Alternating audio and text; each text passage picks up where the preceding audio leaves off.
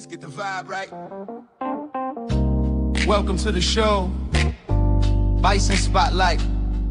Chip and B Smooth, bringing heat to your ears. He washing the mix, facing down all fears. From the court to the crowd where the legends are born. Howard University, we're breaking the norm. Bison Nation stands strong through thick and thin. Basketball vibes, it's more than a win. Every dribble, every shot, it's a story to tell. Ray of excellence, we ringing the bell. Chip Washington's the name, self-proclaimed fanatic. In the heart of the game, his passion's emphatic. Come on, let's ride with the Bison crew. Passion and pride in everything we do. Hoops and dreams, we're reaching for the stars. Bison Brothers Podcast is who we are. Come on, let's ride with the Bison crew. Passion and pride in everything we do. Hoops and dreams, we're reaching for the stars. Bison Brothers Podcast is who we are. Hey, what's up, Bison Nation? It's your boy B Smooth. We are still trying to get back from Norfolk, Virginia.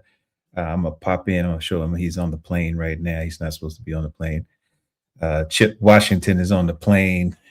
He's trying to get back to Atlanta. We had a great time in Norfolk, Virginia. And as you can see, we have exclusive access to what's going on inside the Burr.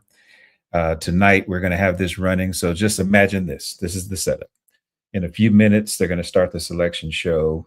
You're not going to hear from us like you normally do, at least not most of the time here. We're going to keep the feed up, the live feed. They're starting to gather, as you can see, inside the Burr. Shout out to Will McKinney and the audiovisual crew.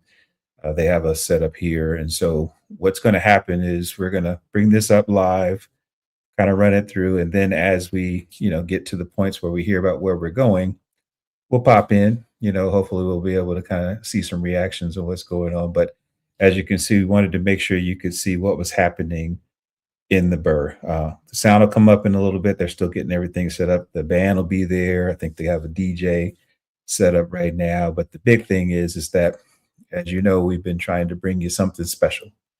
And if you've been rocking with us since the beginning of this season in particular, every month something special occurs. So you're going to tune in, you're going to check out what's going on, and we're going to have some streaming things here too. There's a couple of big time financial donation campaigns that we're going to try to highlight during the show. So that way, as you're feeling the spirit, which we all are feeling, that Bison spirit, we want you to pop in. And then, as you know, we want to set up our chat line. So if you're on YouTube here, we're going to look for your chats. More notably, we're going to do it as we see where we're heading. Remember, the men are going to go first.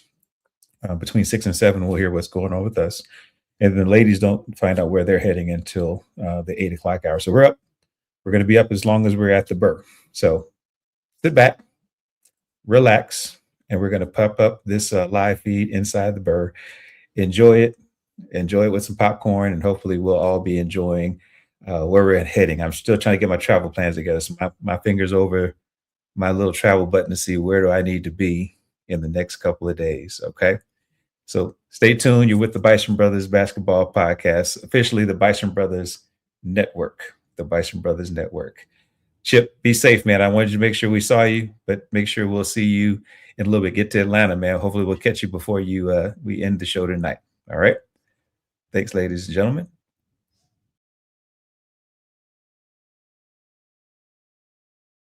I'll get that bubble next.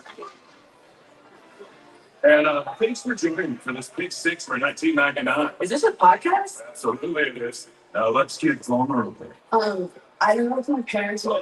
Not like you.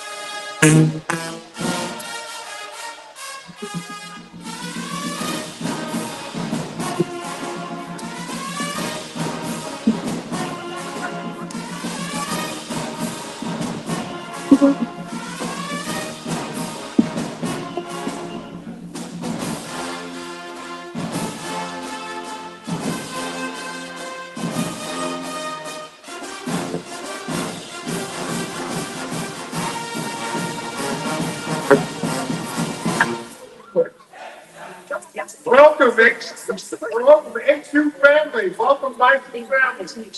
We are here to celebrate the historic basketball season. For the first time in Howard's history, both the men and women's teams have qualified for the NCAA tournament. In addition, we swept the regular season and tournament championship. So this is something very proud. We've never done it. Very few teams in the country have done what we've done. So tonight we celebrate, we prepare to get on the road and do what we have to do. Let's be greedy. Let's be greedy. Let's win when we get to the tournament. Let's get some W's behind us so they'll respect us all around the country. So I'll say one more thing. HU! You know.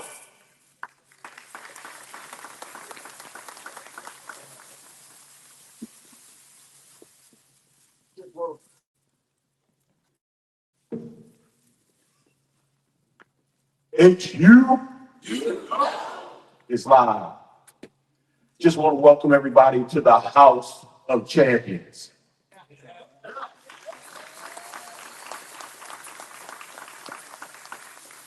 I couldn't be prouder of our women's program. They've had a historic year, regular season champs, MEAC tournament champs. They handle themselves with class and dignity. I love seeing our young ladies, the way they've grown through the year and years since they've been here, be champions. Congratulations. Our young men, I really appreciate you guys dealing with my crazy ass all year. 7 a.m. workouts and 2 cups of coffee for me probably doesn't agree with a lot of what you guys want to be feeling at 7 o'clock in the morning. But I am so grateful and honored that you guys are here at Howard. You've carried yourself in the community. You carried yourself in the classroom, having above a 3.5 GPA and regular season tournament champion, the House of Champions. Thank you.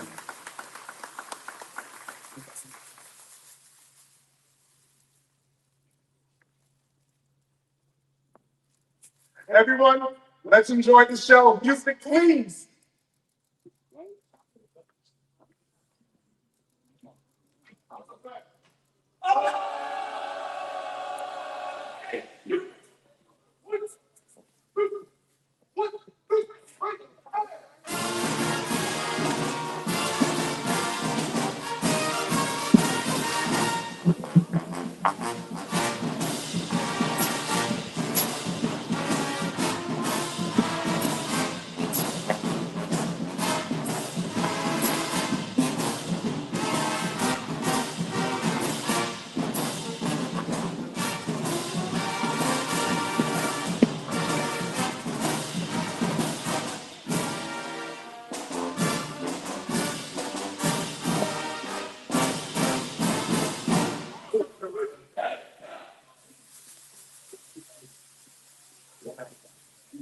St. John's, the MEAC Championship 5 seed. But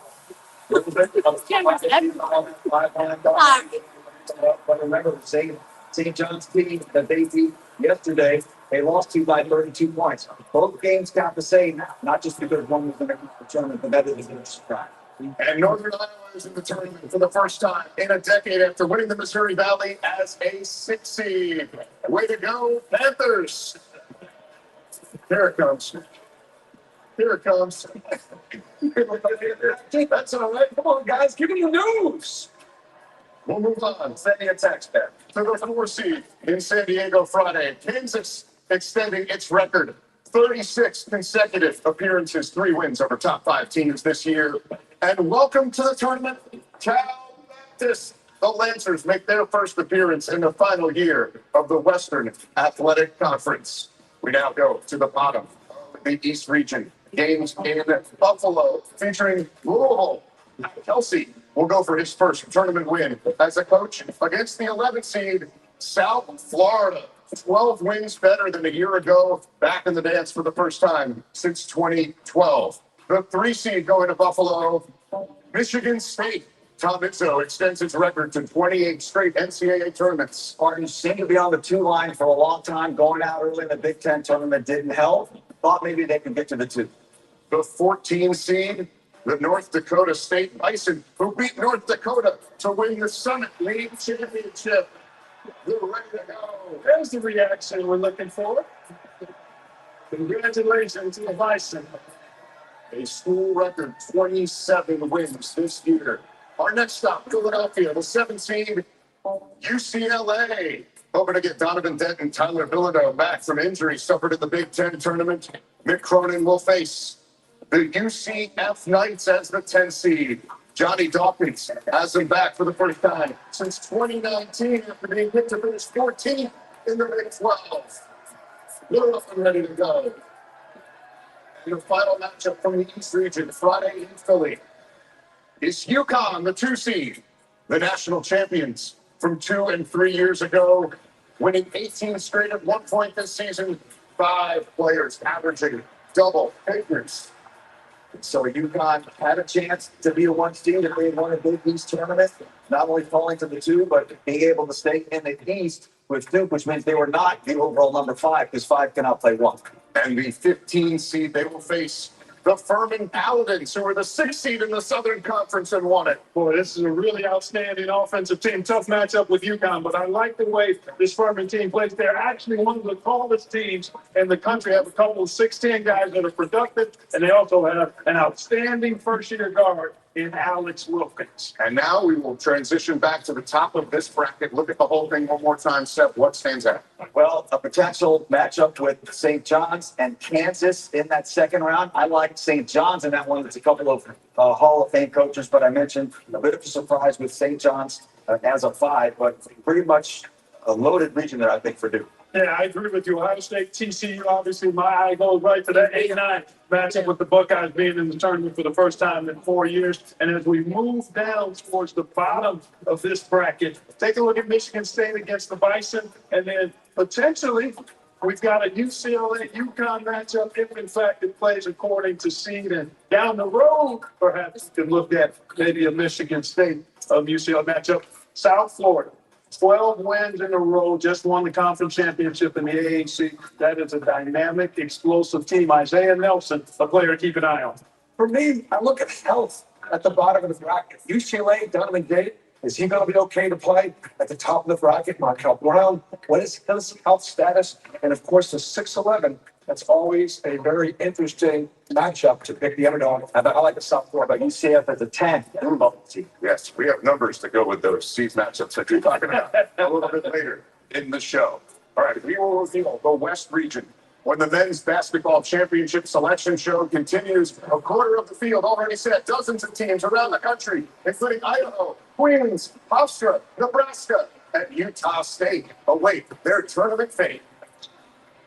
The NCAA Men's Basketball Championship Selection Show is sponsored by AT&T. Connecting changes everything. Capital One. What's in your wallets? And by Coca-Cola. The man word is thirsty word. We're almost back. Hopefully, a pass for tip off. You okay? Like, see, you got like a mountain in my age. Got some came with a watch, learn nigga, it's not a gun. I ain't got it. Bought me, I do first roll, man, and it's with half it. So it's 500, that's your rain when I go to the club, niggas going on the trip. Pull up, niggas, T.I. Joe, man, 762, turning T.I. Gas, every day, the T.I. man. I'm not a fan, but no, I can see my next happen, so rest, came a few times, 10. Ran in the car, and I did all of that, no one see her again. Honestly, on the better things, I prefer. Homie, they be honest, man. Can't go my city like me, but here I man. She let me touch for the city, man. So you know that's a must like here, man. They were saying I was spinning, you were saying Johnny, I play like a people, man. Slowing down my team like my name's Jack. The base on my running through here, man. Cardi, there's that out, something in the middle like a word up with the eyes, man. Just let me stay on GI, man. Everybody got police that down right. I said my side, try to keep my man. I said my nigga, we stop at my side. I told her, shut up, go, go, go. Yeah, yeah.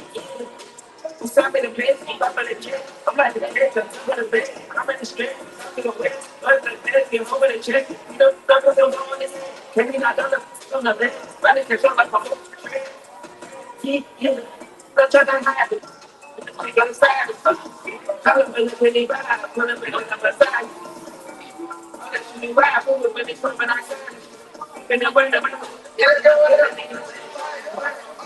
it up, hype it up, hype it up, hype it up, hype it up, hype it up, hype it up, hype it up. I walk in the project to hype it up. I stand on the stage and I pipe it up. Get a regular, hype it up. Then I pipe it up, hype it up, hype it up, hype it up. Yeah, this is great. Thank you all for tuning in. It's your boy Be Smooth. Just kind of getting back from all the fun we had in Norfolk. I know we're still awaiting where we're going. Quarter of the field has been announced, man. Pop in the chat, man. Where do you think we're heading? Where do you all think we're heading?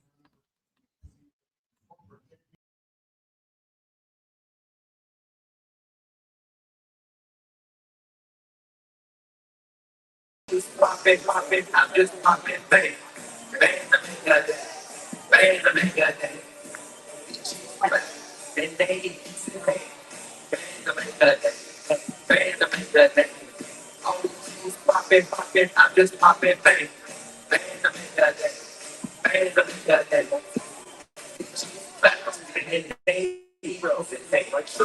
Like the boys don't need to go.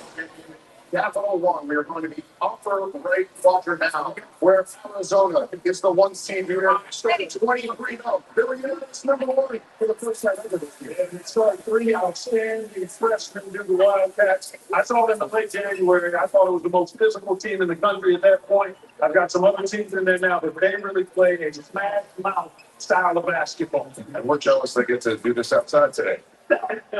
Speaking of smash mouths, get your fins up to the LIU Sharks, led by Rob Strickland, back in the tournament for the first time since 2018. They'll be up in San Diego on Friday. The 8-9 matchup there.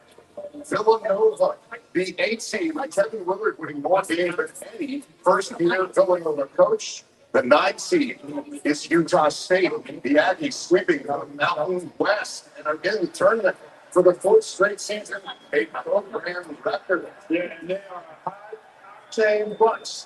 Got an impressive win in the Mountain West Conference Championship against San Diego State. That is going to be a really fun matchup to watch. Villanova and Utah State. No doubt. We go to Portland for Thursday's matchup with 5 seed Wisconsin, the highest scoring Wisconsin team since 1971. And they will face 12 seed High Point, who has reached cruising altitude into the 2nd straight year. 90 points a game. This is a high octane offensive move, and the excitement there for the Panthers. This is going to be a tough matchup for the High Point.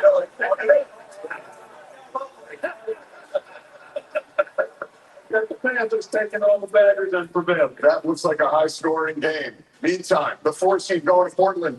Arkansas with Darius Acups Jr., the SEC Player of the Year, as a freshman monster day today in their championship. And they will face Hawaii back for the first time in a decade after Isaac Big Fish Johnson scored 22 in the Big West Championship game last night to the bottom half of the West region, where the 6th seed going to Portland is BYU, featuring the nation's leading scorer, freshman AJ Devonson, at over 25 points a game. Sitting for this one. Very nice. And happy. And happy. Okay, the 11th seed is going to be determined in the first 4 sets. Yes, and those are 2 bubble teams who made it into the field. Texas and North Carolina State, maybe a little bit of a surprise to see them in the first 4. They were cruising along about a month ago, but they lost 7 of their last 9 to barely hang on to the bubble. The 3 seed, staying out west. The West Coast Conference champions Gonzaga has marked few, makes it 26 straight NCAA tournament appearances, the 2nd longest streak in tournament history, behind Tom Izzo. And they will face 14 seed Kennesaw State. Antoine Petway has increased his win total all 3 seasons there for the Conference USA champions. We go to St. Louis, the 7th seed. Miami, Jay Lucas, in his first season as a head coach, an 18-win improvement, the largest in D1 this year. And they will face 10 seed Missouri in St. Louis. Another bubble team in the field and not in the first 4. They beat Florida by 2 points at home. Vanderbilt by 1 point at home. Those 3 points put them on the 10 line. And we just saw his heroics today in the Big Ten Championship. Brayton Smith leads Purdue as the 2 seed. And he is now 1 assist shy of Bobby Hurley's all-time assist record. They just got the trophy here on CBS in the last hour. And they will face the team going to the tournament for the first time. And in their first year of eligibility, the Queens Royals. And they're ready to celebrate. He's putting a sleep dog in there. He probably is somewhere in there, Adam. But he always sits there. As we move back to the top of this region, Bruce, what's your attention? Arizona, right at the very top, okay? They've now been past the Sweet 16 in a while. I think this is the year they absolutely go. I really like Utah State. I love the way they play. I love the way they spread it. I love the way they shoot a free ball. Illinois is a little bit bagged up with some injuries. And it was Wisconsin and Arkansas both advanced. That's a rematch of John Calipari against the Wisconsin team. They lost the national championship game. Memories are long. With the hopes that I'll actually take Wisconsin to go to the Sweet 16 with that one. But a pretty good setup here, I think, for Arizona. They've been arguably the best team in the country. Arkansas, I thought you maybe could have got to the 3 line by virtue of winning the SEC tournament. I mentioned about North Carolina State. Minor surprise maybe being in that first 4. And then Missouri looking pretty strong to get to that 10 line. So, and by the way, for people who don't think that the conference tournaments count, Purdue to the 2 line. Clearly, no doubt. And Purdue looked like the team we saw earlier in the year when they rolled off 17 wins early on, playing at a high level. They looked like that team that we saw early in the season. Potentially, if Purdue, Gonzaga matchup, and Gonzaga, even though Braden Huff has been out, I don't know if he comes back or not. They've been outstanding. The best defensive team, perhaps, that Mark Fewers had in this time at Gonzaga. A lot of great potential matchups to think about. Yeah. As we look at this bracket one more time there, the West region. Hey, the Capital One NCAA March Madness Bracket Challenge is almost ready for your picks. It's the official bracket game for both the men and women. Get started at play.ncaa.com or in the March Madness. 2 regions down, 2 to go. The wait is over for half the field. Will it be jubilation or heartbreak for the team still anxiously anticipating their fate in this year's NCAA tournament field? As we head to break, let's take another look at the reactions from some of the joyous teams. And if their ticket to the big dance will unveil the Midwest region. And the March Madness selection go continues on CBS. Welcome to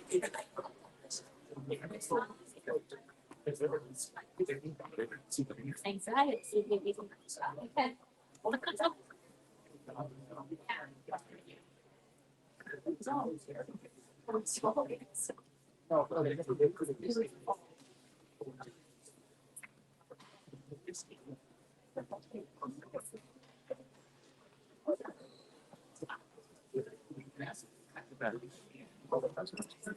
It's like, we know it's going to get going.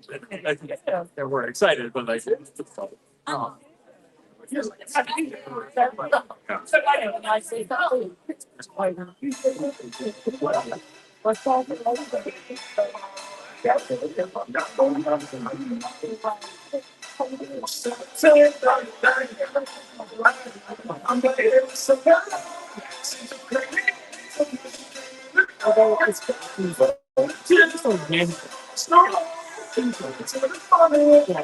The net rating is speaking.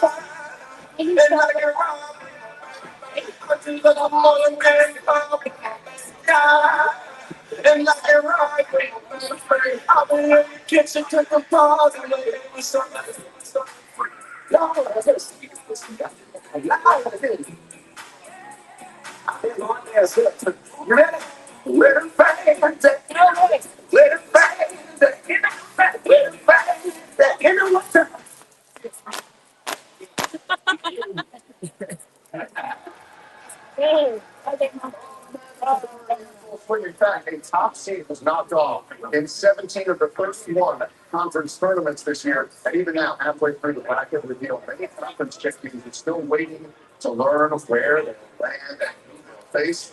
So let's get back to the brackets from the NCAA. And it's corporate champion Coca-Cola here, lower weight project now, the Midwest region, where the Michigan Wolverines are the third overall reloading from last year's Big Ten championship team to go 21-3 Big Ten play of the year. A fun team to watch coming off to the Big Ten championship.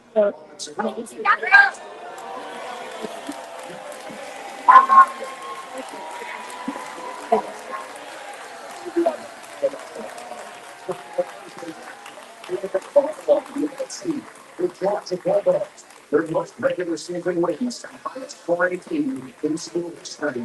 The 9 seed there is St. Louis, who jumped down to a 24-1 start, tied a 3 record with 28 wins. We both to do this again.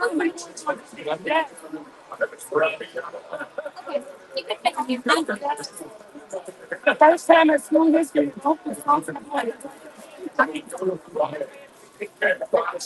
in Tampa, Texas. Top 10 teams, including 3 against the top 5, having to rally since the loss of star JT Topham to a torn ACL. Hoping for good things from Christian Anderson there. The first match team with 3 straight conference tournaments last night. A terrific guard matchup on Texas. Johnson, Player of the Year in the MAC, and Christian Anderson, one of the outstanding point guards in the country. Shamas now with that huge shot for the The 4 seed in Tampa Friday. The Alabama Crimson Tide, the highest scoring team in the country, Bruce. Yeah, the Alabama Crimson Tide. They not starting the tournament yet. And they will face the Hofstra Pride Head coach Speedy Claxton, remember, was a star player for January, who led us in their last appearances in 2000 and 2001. He's been had their steps ready to go, and they left us and went right to the park in our studio earlier today. And we had some fun there. Let's go to the bottom half of the Midwest region now. This will be in Philadelphia. The 6th seed is Tennessee. Rick Barnes becomes the 4th coach in tournament history to reach 30 tournaments. Their opponent will be Cougars from Dayton between Miami, Ohio, and SMU. That's the team everybody has been waiting on. So we had to see that on right. You make it look like Texas, SMU, so when we figured out we all were one spot away from not being in this round. Yeah, congratulations to both SMU and Miami. Yes, and Miami, Ohio beat 2 hours away from home when they played in Dayton. The 3 seed Friday in Philly. Virginia, a school record 14-win improvement in Ryan's first year. And don't try to shoot it over. even though Virginia was beating. So, yeah, pretty much lost the game. The 14 seed is Wright State, who overcame a 12-point second-half deficit in the Horizon League Championship. Now to the 7-10 matchup in St. Louis Friday. Kentucky, the Wildcats overcoming injuries to 2 of their best players to get to the dance. And they will face 10 seed Santa Clara, first time in the tournament. Here, Steve Match ran the offense. And that's an exciting group. Well deserved by the Broncos. And this team is one of the most efficient offensive teams in the country. The Buffalo team on the 10 celebrating like they've been waiting. The 2 seed Iowa State, the Cyclones had their best start and longest winning streak in program history this year, reaching number 2 in the country. At one point, what a dangerous offense these guys. they can get it done, but they're knocking down threes. And again, it's right for the defensively. They're as good as anybody in the country. Hit a little bit from the off pass side, found the groove as the season ended. And they will face the 15 seed Tennessee State, in for the first time since 1994, now led by former Duke star Nolan Smith. How about this crowd? Yeah. Look at the Tigers on hand. Awesome. Take a job in July. How about that? Doing it in his first season there, as you referenced. Okay, let's zoom out here on the Midwest region and go back to the top. What stands out to you? I tell you, Michigan is a little vulnerable. This LJ Kingston injury, I think, is going to eventually start to catch up as they move forward. They struggled a little bit today in a way where I think it gives some other teams. Just looking at that Texas Tech Akron matchup again, you talk about potential point guard matchups. Cruz Davis and the Alabama backcourt. You've got the Akron backcourt and Texas Tech. I mean, that's a pretty guard-heavy bottom of the bracket. This Texas Tech a little bit enough, right? Alabama down in that bracket. I think they got a chance to advance. And is this going to be the year that Michigan goes and represents the Big Ten and then wins the national championship? Let's take a look at the bottom of the bracket. What jumps out at me is the 7-10 matchup. Santa Clara, Clark, you talked about. They're big, they're long, they do a great job in the offensive end, they rebound the offensive glass. Kentucky could be vulnerable in that 7-10 matchup. Miami, Ohio getting the first team to ever not play at the one game, getting into the tournament. Remember, your results metrics get you in, your predictive metrics, where they were always the weakest, affects their seed. That's rather than the first 4. And by the way, how about Virginia getting to the 3 line based on the strong performance? that Virginia team is sneaky good. I actually may have them coming out of that region. Oh, my pick. Well, What is going to end here? yeah, we'll start picks a little bit later. But don't miss your shot. Fill out a bracket at cbssports.com/brackets for a chance to win a trip to the 2027 Final Four. You can start filling out your brackets at the conclusion of our show. With only one quadrant remaining, several teams remaining on it. Still among those waiting. Idaho and Nebraska. We'll review. Oh, we don't play the selection show continues live on the Wait, I don't know. Is there? No. Yeah. Woo! So as Man, you can, yeah, man. So we know the fellas are heading to Dayton, playing University of Maryland, Baltimore County. I see in the chat that everybody's still trying to figure out, does that make sense? First of all, shout out to Tennessee State 15 seed. I thought that it'd either be us or them based on just that we had really good records. But we are heading to Dayton. Pop it in the chat. Who's going to join us in Dayton? I already purchased my tickets for that, so I'm going to be there. Let me know who's coming so we can make sure we check in with all our fans. And man, anybody know how the weather is in Buffalo? Trying to figure out how to pack so we can figure this out. Don't forget, we have two shows today in terms of another selection show. We want to see where our ladies are going to be heading, and hopefully they'll be somewhere geographically convenient so we can actually make sure we can all hang out and see them together as well. These are good problems. These are first world problems. Thank you for joining our Bison Brothers basketball selection show. We're going to let the sights and sounds handle themselves, and everybody's kind of hanging out right now. Everybody's reacting. Still excited. We're hanging out, so it's going to be good. I'm looking forward to, again, in the chat, pop it in. Let me know who's heading to Dayton. Looking forward to seeing as many of us there as possible. And we want to get this first win, the NCAA win, so we can keep moving. Thank you for tuning in. We're going to keep hanging out here. Enjoy the watch party.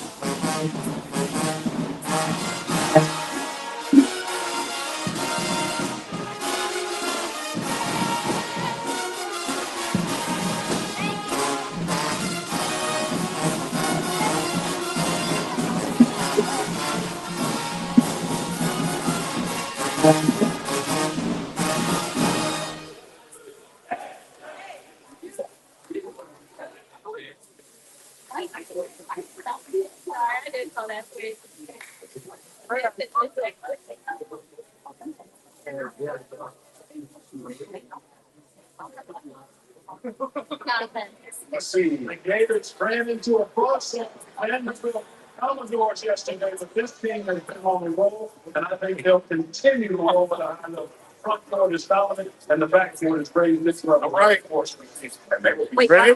Wednesday is not the debate. They'll play at 2:16 since your Prairie View and Patriot leads their Beehives back in the tournament for the first time since 2012. Going to Tampa, it'll be 8 seed, twice at 16-0, allowing 65 or fewer in a dangerous road team. The 9 seed there, Iowa back after a 2-year absence, the top scoring defense in the Big Ten. To the 5-0 matchup in Oklahoma City. Vanderbilt matching the best start in school history at 16-0, reaching the conference championship game for the first time in 14 years. And they look dangerous. Today.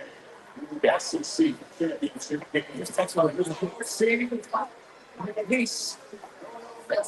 Armstrong, the first in conference history to earn a tournament berth in his first season on the job. Also, in Oklahoma City, the 4th seed, Nebraska, who started 20-0 and set the full record for wins, including a conference. What? Yeah, it's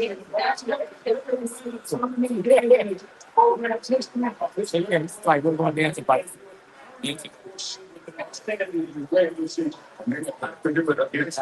the Sun Belt Tournament Championship on the second straight year. Down 17. South region games Thursday. North Carolina, here's the 16. They had to adjust to life without superstar freshman Caleb Wilson. And I think that's why they're on the 6th line. I think if Wilson was healthy and playing, first of all, they would have had more wins, but I think they would have been protected maybe as high as a 4. And their opponent, the 11th seed VCU, who punched their ticket in the A-10 championship game. CCU people really scored, and we've not seen Terrence Hill cheering. ECU's got 16 of the last 17 games. ECU has an 11 overall seed line, a one spot behind Miami, Ohio, which means that ECU did not win today. They did not have been. They would have been, but how about Phil Martelli Jr. getting it done? We go to Greenville, South Carolina's Thursday matchup. 3 feet, Illinois, scoring a line team since their final run in 1989, and they will face the Ivy League champ. How about PJ? Get that power. Yeah. That's a lot here recently. They got to fix that, and if they do, they could be really dangerous. And that's Fred McCaffrey with his alma mater back getting the dance. Oklahoma City's matchup from Thursday at 7:10. St. Mary's making their 5th straight appearance, and they will face Tennessee, Texas A&M. Aggies are in the dance for the 4th straight year, but their first under Bucky McMillan playing Bucky ball. And the 2 seed in the South, which is key to look a little ahead. Now, and this Houston, last year's national runner-up, second in the country in Hughes points. Superstar freshman Jason Flemings and the 15 seed. Reaching the tournament for the first time since 1990. Yeah. That's the 7th seed. In Montana, give me a title game. And still not getting the Florida. It's not good. I didn't hear it. It's the field in 68. And the South region here before you said you go back up to the top. What's Nebraska and Troy. Nebraska has had a season for the A's. They have a game in the NCAA tournament. It's going to be as much pressure as you're going to see for a first round matchup. Canada going to the 5. Surprise, but certainly very dangerous. Where would you have thought they moved to the 4th? Possibly. The fact that they got to the final, but I think Miami did. I got you. And you take it up now. I'm going to go to the bottom, but I do want to highlight the Cowboys. These Cowboys, they turn people over in the +7 turnover margin. That'll be a tough matchup. And then you take a look at this bottom, but I tell you, this Houston, to me, is a really interesting team. They were fighting perhaps for a #1 seed. These are 2 freshmen play a third. They come back against their young. They're looking at Calvin Sampson. He's changed in the past, but this could be a dangerous team as a 2 seed. And I know we're not supposed to root for anybody, but I'm rooting for Calvin Sampson. How many times would you take this team to the Final Four? Is this the year they got a chance to cut down that? Every guards like they do, a little better offensively this year, but how's the defense? And they get to be in Houston if they get there, and they also get the 4th #1 seed. So work on both plays. Although, it's pretty good. National champs, indeed. As you take one more look there at the South region. Always a topic. Let's look at the multiple bids. The SEC leading the way again this year with 10 teams. And a few surprises. The West Coast Conference carrying 3 bid. And both the A10 and MAC the 2 bid leads. We want to turn our attention now to the last 4 teams that made the tournament and the 4 teams that ended up in the first 4 out. Both did not make the field. Seth, is there a team that was left out that you feel should have made it? And if so, who would you take it? I got to tell you, this was the exact 37 at-larges that I had on my board. I know this was fluctuating. But I'm saying that I felt like there was more consensus. Past, with respect to Oklahoma, only 4 quad-1 wins, Auburn only 4 quad-1 wins, and then I think Auburn losing that home to Ole Miss, quad-3 loss. They win that game, I think. Turned out to be a better game than what people thought it was going to be because Ole Miss against from the SEC tournament. Three championships. They beat Florida, they beat St. John's, and they beat Arkansas. They played the toughest schedule in the country. Don't know if they were rewarded for it. It's hard to get another couple of SEC teams in when the SEC. Yeah, I think for us, we've not had a team that has 5 years overall. The field as an ball. We've had a couple that were 2 over 500, and they had a similar strength of schedule. So I think it would just be a accumulation of losses that negate some of the big wins that all of that. Because the first criteria is wins and losses. And I think that ultimately did it all right. Again, the results metrics, Auburn is 44th in wins above bubble. That's kind of light on that cup line. You know, a couple of notches above would have helped. But the bottom line, I always say, if you put yourself on the best right, put the game in the hands of the refs. There's no question. You're going to win your way in or lose your way out. For me, I always said, okay, let's look what you take out. For me, I said, the 191 out of the Golden strength of schedule. That I don't know that they should have been awarded. They only won 5 games away from the home. If we would have been tied to Oklahoma, Auburn taking that last spot. All right. Sorry, I have to watch it all. All right. All right. As we head to break, take a look at some of the most exuberant celebrations from teams that just heard. Up next, over to the video of the selection process. The big chair, Steve Williams.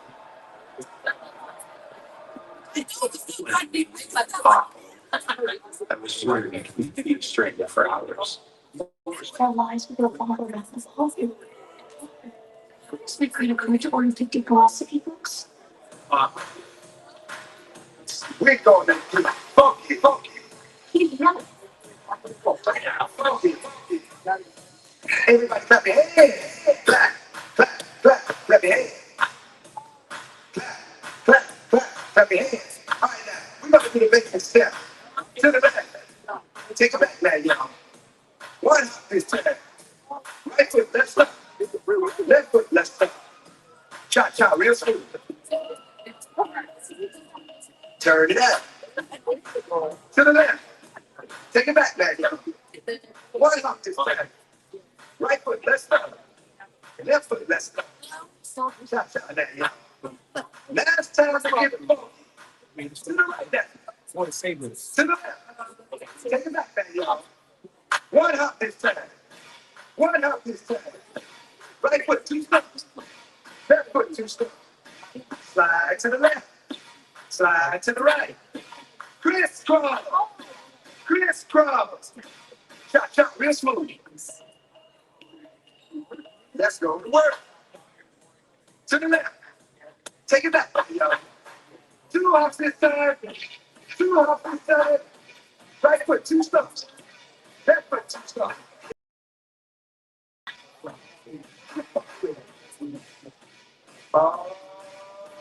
Yeah. Come on. Okay. We're back hanging out here. I know everybody's taking a little bit of a break. Turn this down a little bit here. Taking a break. So I've seen in the chats the reactions to our seeding. We are a 16 seed yet again, and I know that travel plans are going now. Hopefully, you're able to find a flight into Dayton if you're planning to travel in for the game. Those tickets are hard to get to. I know that somehow they only have a limited number of seats to get to Dayton. So hopefully you're on your travel site of choice. Please make sure you're doing it. Thank you, Buffalo Soldier 77. We are trying to continue to bring those things that are unique for us to be able to tell the stories about Howard basketball. Shout out to Eric Grant and the Mecca Society for being able to connect with Gary Davis, our athletic director, vice president, and team, just to make sure that we could bring this exclusive footage of what's going on inside the Burr. A couple of questions I wanted to answer as we kind of wait to catch up with the ladies in a little bit here. So if you're hanging out with us, we're going to keep this feed going until we know where our ladies are heading. And right now, I need to understand that because I'm trying to pull off that magic trip schedule where I can be able to see both our men and women playing in the NCAA tournament in the same week at the same time. Anybody with access to a charter plane or a jet, hit me on the link and let me know. I just don't have a lot of gas money. These tariffs are catching me out there. So what I wanted to explain really quickly is, for some of you all, you're wondering why we have to play in Dayton. A few years back, this tournament used to only be 64 teams. And to try to expand the pool, they created an ability to have a few more teams added. So 4 more teams or so get added to the mix. And in order to do that, they have the first 4 play in for the 11 seeds. There's 6 11 seeds and 6 16 seed. So there's this matchup that you have to play early to see who gets that seeding going into the rest of the tournament. And unfortunately, most of our Black colleges, based on how we are weighted with our automatic bids, usually have to wind up playing in that at some point, unless we have really, really incredible seasons. And so we are very much aware that when we saw some of the you see the record lines for some of the teams that landed in the 15 seed line and even the other 16 seeds, our record is better. But somehow when we play our conference play and we lose anything at all in conference, we usually wind up having to take some sort of tax when it comes to that. The upside, though, is that in this particular case, we are able to play teams that are more closely matched instead of getting a buzzsaw of going against the number one team very first time out. We've been to the tournament a few times, and we had to go out and play the number one seed like Kansas. We're good for a few minutes, and then we turn around and have to make sure that we can figure that out, right? The other part of it, though, really quickly, is that we are also when we play against other evenly matched teams, it gives us a chance to win and stack some NCAA tournament wins. Our ladies did this against Incarnate Word back in 2022 down in Columbia. And I tell you what, we want to make sure that we can win. So I know I saw some of the chats here. We absolutely have a chance to compete and actually win against University of Maryland, Baltimore County. So that's what's going on there. I think the other thing here is that for the first time in a while, both our SWAC and MEAC champions are definitely playing in the play-in. Usually one of us gets to go straight to a 16 seed, but I think Tennessee State may have stole some thunder there. So we'll see. The good news is that we're in. So now it's time for us to continue to play. And during the post-game conference, the championship on Saturday, Coach Kenny Blakeney said that for the last 8 or 9 games, they've been playing in tournament mode. And I know that for me, that's exciting because we've been practicing as though we're going to be playing in tournament games. So I think we're going to be much more prepared for what we're going to face in Dayton. And obviously, you want to see how far we can go. So again, we're hanging out right now. I think that just got a note here. I'm going to check in. We may have to check our feed real quickly here. It looks like there may be a change of plan here, but I'll be right back here. Just hang tight. We're going to see if we can keep things going. No worries. The explanation is there for us to understand what's happening. Again, I appreciate you all taking time to join on a Sunday afternoon. It's exciting to have the ability to share what's going on with Howard basketball. All right. So hang tight here. I'm going to put you all on mute and see if I can see what's going on here. You're catching it live. This is like a live stream, so it's good to see what's happening.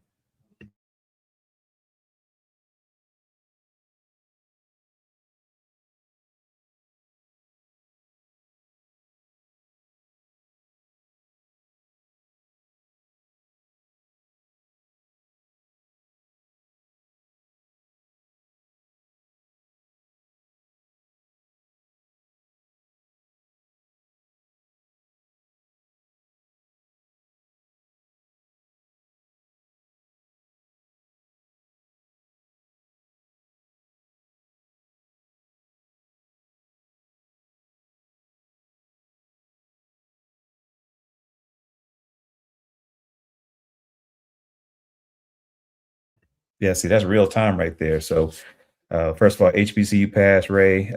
Yeah, we're working on the media credentials, man. Let's talk because I know we're trying to see if we can do the team credentials so that we can make sure we can go anywhere where we're going. But Ray Rogers, friend of the show, excellent curator of HBCU news. Check out his all of his streams. He's really awesome at what he does, and got a chance to hang out in Norfolk. Just heard from the team that's in Burr right now, as you might expect. This is the media team that supports the team. So if you're following on Instagram or any of our other social platforms, this is the team that actually puts together the highlight reels and all the reactions and things that we all try to repost and share with one another.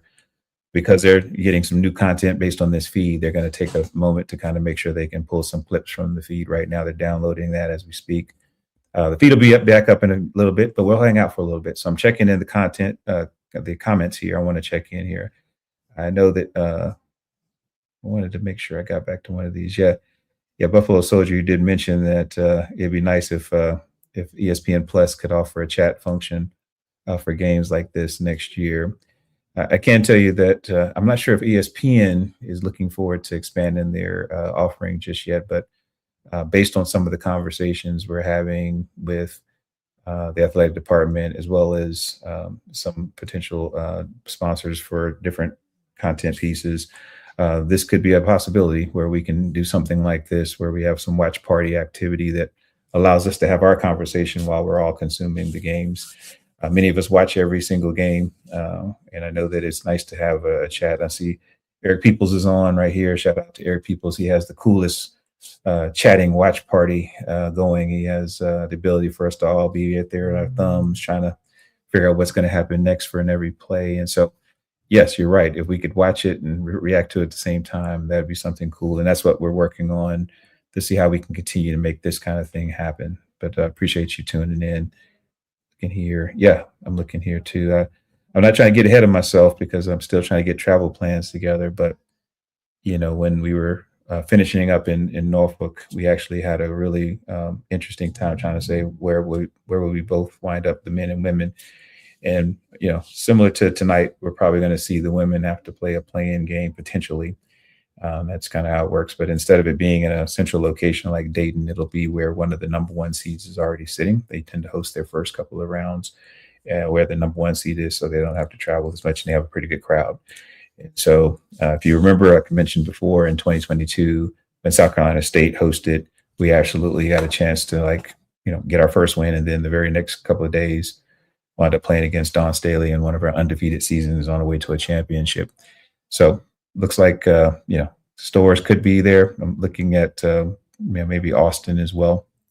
University of Texas and Connecticut are two number one seeds based on how they've been playing all year. And hopefully we'll figure it out. So, I'm trying to play connect the dots right now where, if I can get to Dayton, then where the ladies might play, then back to Buffalo. And then, I don't know, we're going to figure it all out. But let's just to say right now, just outside the room here, I got some very adept folks looking at travel plans and scenarios to see how can we make it there. This is unreal. I know if everybody's been following all season, both teams have been playing well, and winning the conference was a big deal, but winning the tournament meant that we have, first world problems trying to figure out who we can get to and who we can support. Again, in the chat, if you can pop in, if you're going to be going to the game, let us know. We're trying to make sure that we continue to give everybody a chance to connect. At the same time, we're also making sure that as we are starting to share opportunities for you all to support the teams, we can do that as well. This is perfect. Let me see here. Oh, this is a good question here. Another one from Buffalo Soldier. Are there any plans for Bison Brothers football?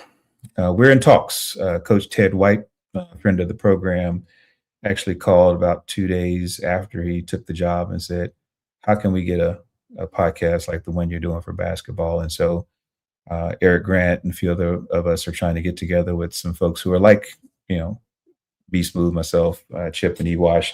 They're as passionate about football. And the twist is that we would do it under the Bison Brothers brand and then see if we can make sure that there's a weekly connect. So there is a chance for us to tap in there as well. But we're absolutely looking forward to bringing more coverage of Howard sports, especially as we're, becoming champions row. We want to make sure any sport that needs this type of platform to focus on what's happening behind the scenes, learn more about the students and everything. We're trying to make that happen. So we're excited about the possibilities. We're still trying to figure out how to finalize any of the details we need. But my expectation is that we'll have something reasonably similar to what we've been doing for the last couple of seasons for football next, and then potentially a few other sports that have lined up to say we'd like to do the same thing. So exciting times ahead. As we like to call it now, we're becoming the Bison Brothers Network. So we're trying to be like ESPN, but for us. That's pretty cool. All right, looks like we're starting to get the coverage back. I'm going to see if this pops up for me. Yeah, this is good. So the feed is back. I know there's a little bit of a break here as the men's selection show will wrap up here in a few minutes. And there'll be about an hour before we see the ladies. Again, they're trying to kind of pace ourselves today. We know where the men are heading. If you're just joining the live stream now. The men are heading to Dayton, playing a game on Tuesday. It'll probably be the first game on Tuesday. So if you're making travel plans, make sure you're there as early as possible, because we will start off the entire tournament with the Howard men playing against University of Maryland, Baltimore County. Again, like I said, the women are coming up next, and as you know, they had a pretty phenomenal season. 26 wins so far, most in program history in one season. I know that there's a cool fundraiser that's dropping here, I believe, this week for us to see if we can kind of get $1,000 for every win. So we're looking at $26,000 to make sure we can help this program continue to be competitive. All the programs need our support. It's part of why we do the podcast. We don't want to just tell the stories, but let you know where you can actually provide support. I'm going to step away for a second, see if I can figure out what my flight plans need to be. I'm going to let the feed keep running here. Like you said, we'll pop in. Please chime in. Make sure that you let us know your plans. We want to make sure that anybody who's coming to any of the locations, because it's about, as Chip would say, cheeks and seats, we want to make sure we can capture you all as well. You all drive what we do as far as being the People's Podcast, and we want to make sure you keep doing it. Right. So I'm going to step away now. Let's be smooth. You're with Bison Brothers Basketball. Let's stay tuned and see if we can see where our ladies are heading in a few minutes here.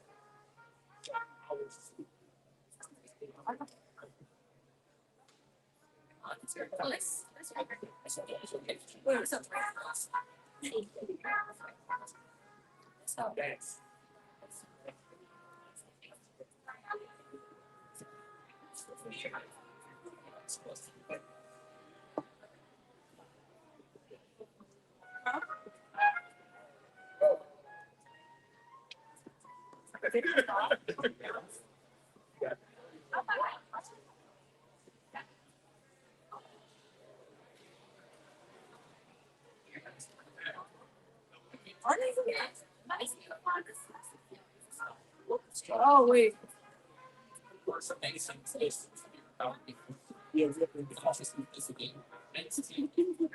It's 60-75. So what do you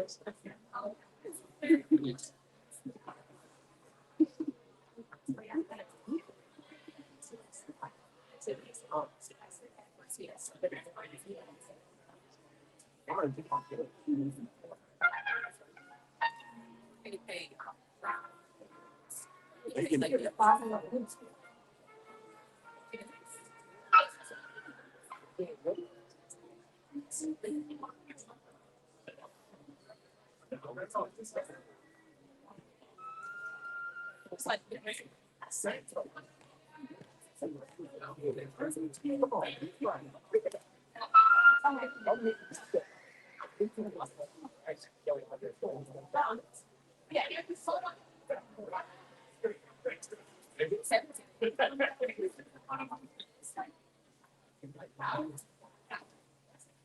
Since the photo in the front. Huh?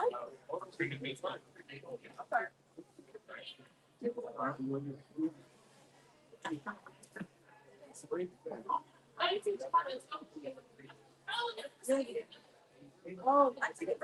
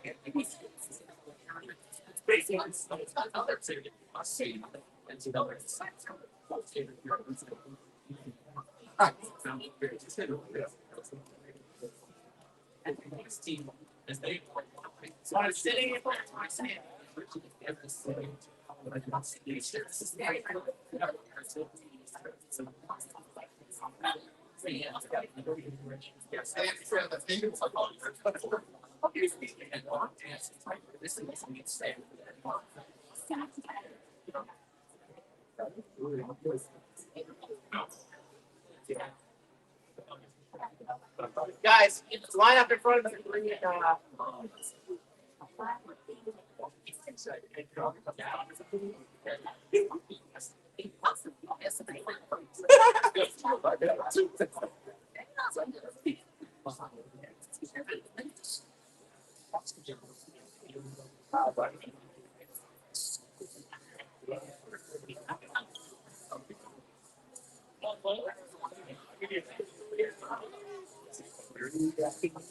You gotta be in the front with that.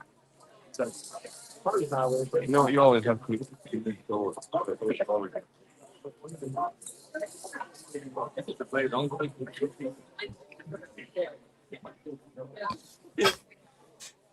Doesn't it feel like we're part of the picture now? This is awesome.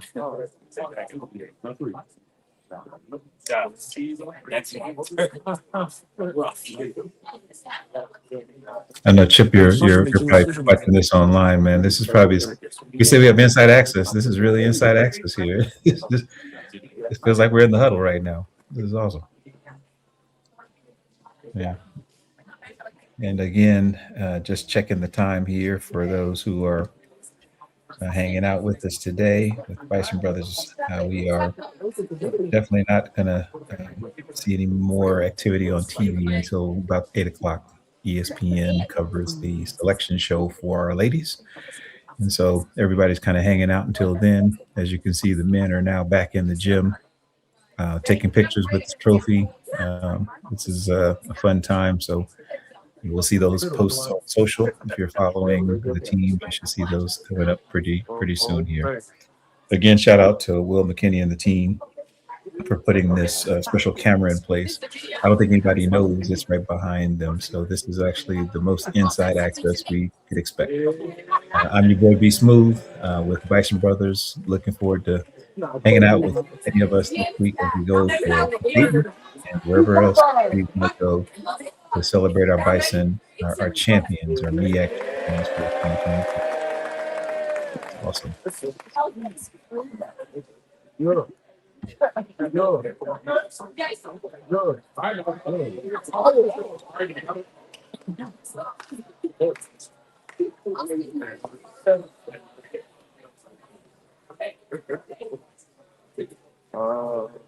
Take that away.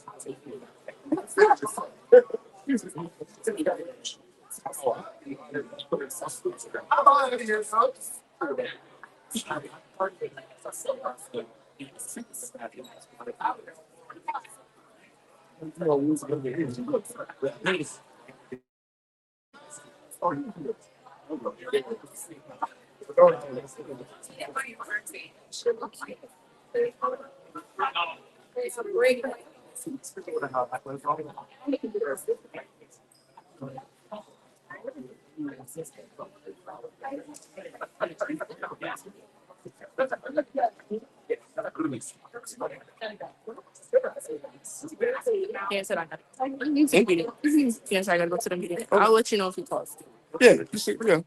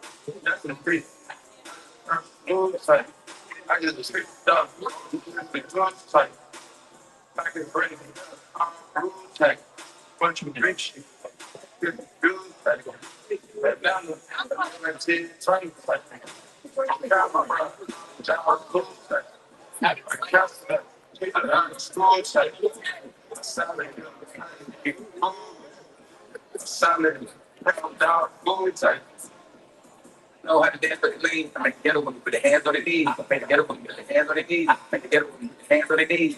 I don't know how to dance with the lean. I make the ghetto woman put the hands on the knees. I make the ghetto woman put the hands on the knees. I make the ghetto woman put the hands on the knees.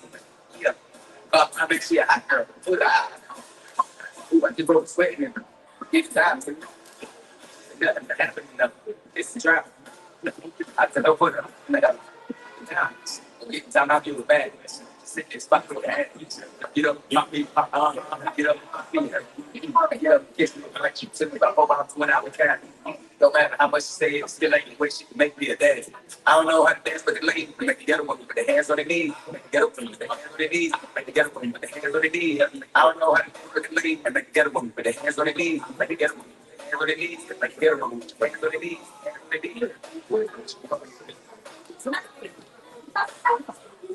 knees.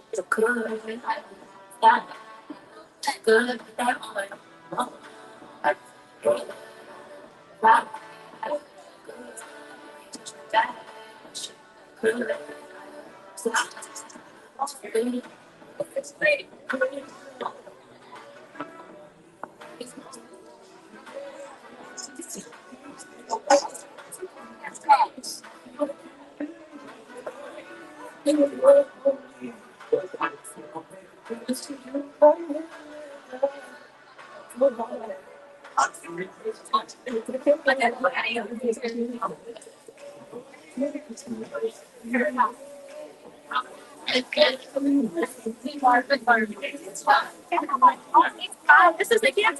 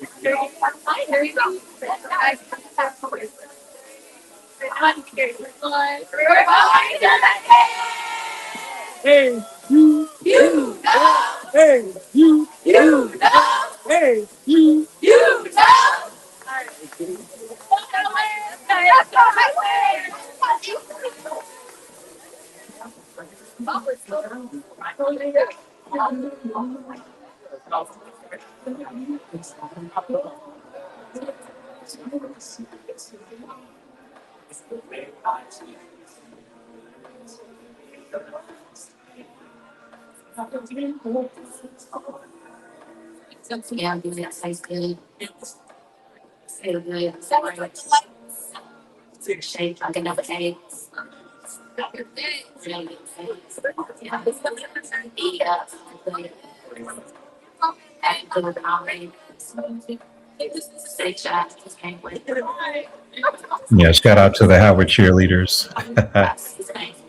they they were a joy to work with this weekend. We've been trying to cross promote all the cultural aspects of Howard University, the band, dancers, the cheerleaders. I think they found out we were doing a stream and said, let's go give some support to the Bison Brothers who support us. So this is what HBCU culture is all about. All about. Again, we're about 45 minutes away from the next show. So we're looking, we're going to hang out. This is the Inside Access. I encourage you to, get a quick bite, check in on things, check your travel plans. Sounds like the flights are starting to book up pretty fast here for Dayton if you're trying to make it out that way. And again, if you're based in Dayton, let us know so we can make sure we link up.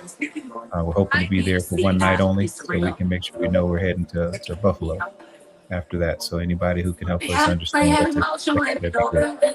All right. Again, sit back, relax. You're with Bison Brothers Selection Sunday watch party.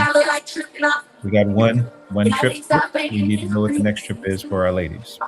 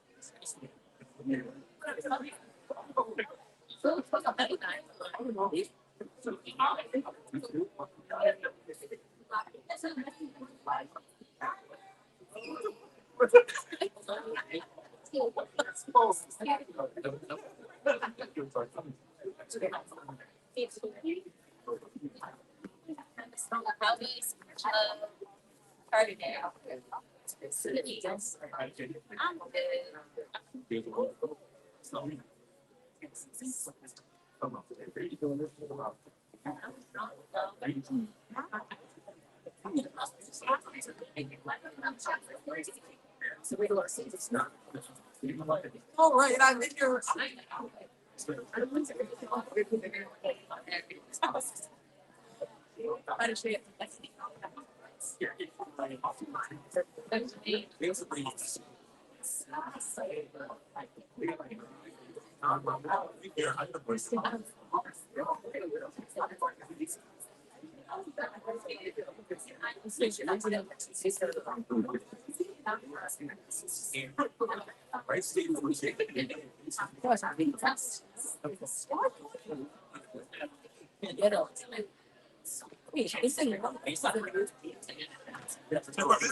That's us. So yeah, I'm gonna make it.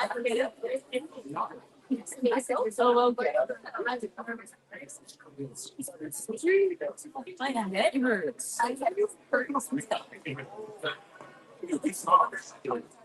Like that.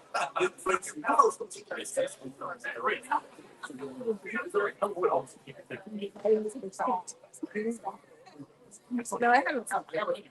Seems like how many things. So my head is always they had.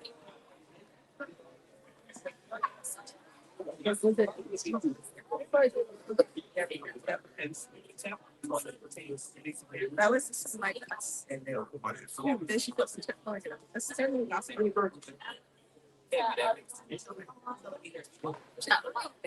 Oh no, I'm not going to home. I'm not going to be. We can go or band. Yeah, we've been there.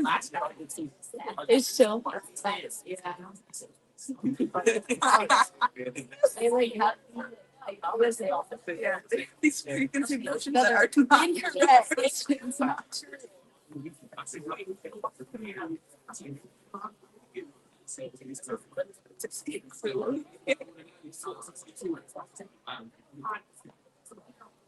Yeah, we don't deserve this. Well, I really, really don't.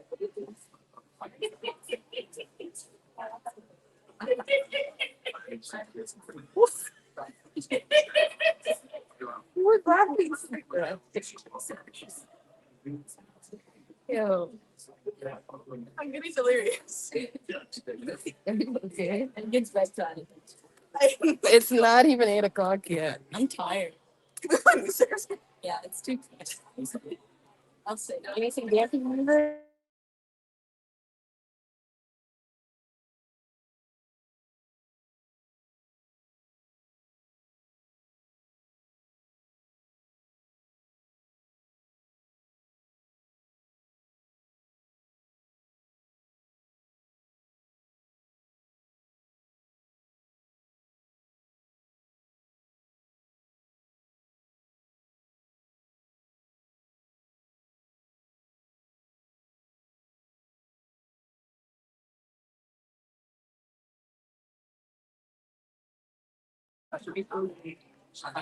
No, we gotta stay.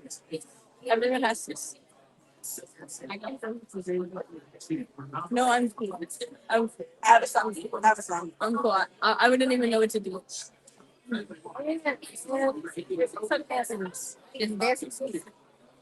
Oh, I'm not good at this. Oh, well. When I can't do it. I say you're good. Oh, okay. It's all the way to that. Oh. Okay, that's it.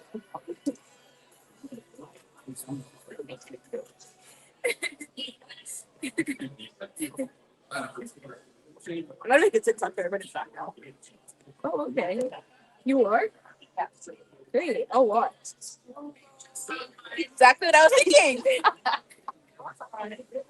I'll do that. You don't post. It's for your job. Yeah, I don't have it. Girl, my jobs are going great. So I mean, this could be your first. I have actually a first job. I have to go savings. Sorry. No.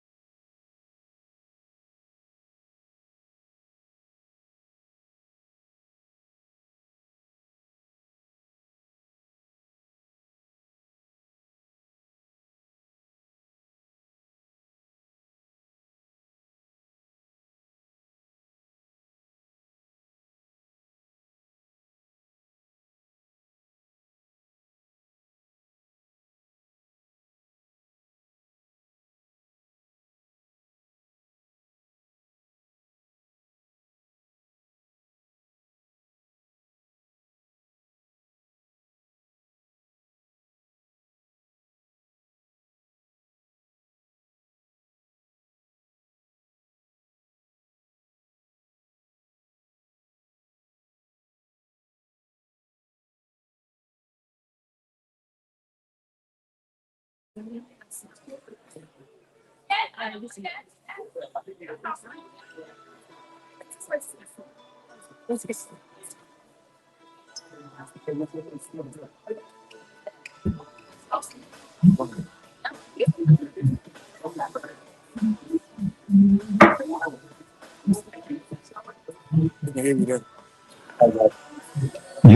Look in the camera.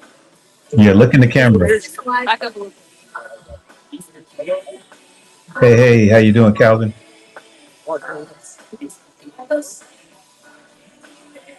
Can you hear me? It's yeah, can you hear me now? I'm doing well, Calvin. We still celebrating everything that happened in Norfolk. You've been doing well?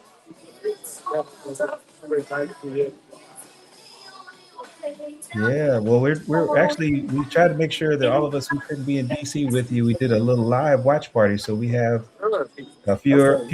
That's right, that's right. Tell them who you are, where you're from, and like I said, we just want to make sure.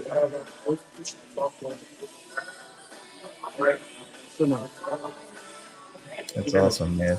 Hey, what's been the most exciting part of the season so far for you?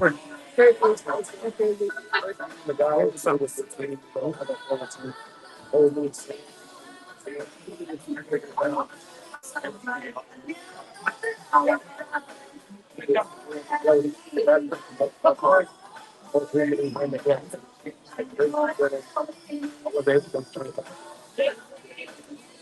he's talking on the phone.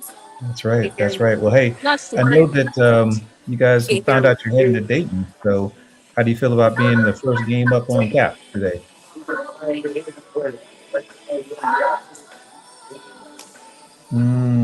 Hey, when we were talking to Coach in Norfolk, he was mentioning that for the last 8 or 9 games or so, you guys have been playing like a tournament style. I think as long You as guys set up basically 1 game tournaments, and I was wondering if you guys were starting to come up with some cool names of what this tournament might be against. You know what I mean?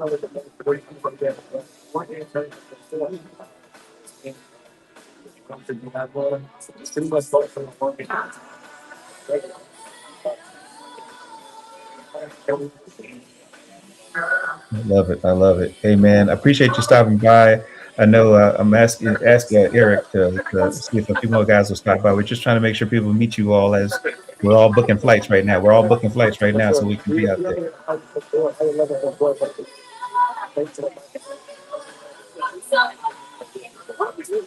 Absolutely, man. Appreciate you, man.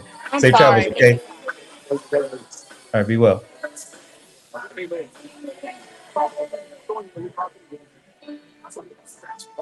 Yeah, there we go. What's up, guys? RB, what's up, baby? How you feeling? Can you hear me? I can hear you now. Can you hear us? I can barely hear. I think you turned it down. Did you turn the phone down? How about now? I can barely hear. Can you hear me? Hello?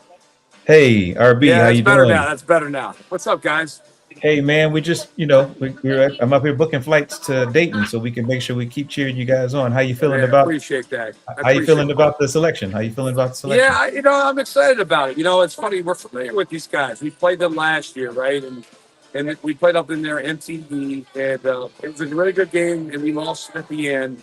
The one thing that stuck out in my mind about this game too is that's the game that Bryce Wilkins scored. So obviously right. changed our season last year in November. But I have a lot of respect for Jim Ferry as a coach. It's kind of ironic too. I texted him when they clinched the regular season title probably about a week and a half ago, and then when we won at Norfolk last Thursday, he sent me a text back congratulating us. So I've known him for a long time. He's been a really terrific coach at a lot of different places. I think I saw some last week where he's taken 4 different programs to the NCAA tournament, right? So, we have obviously got a very good program. They have some of the same guys over there last year.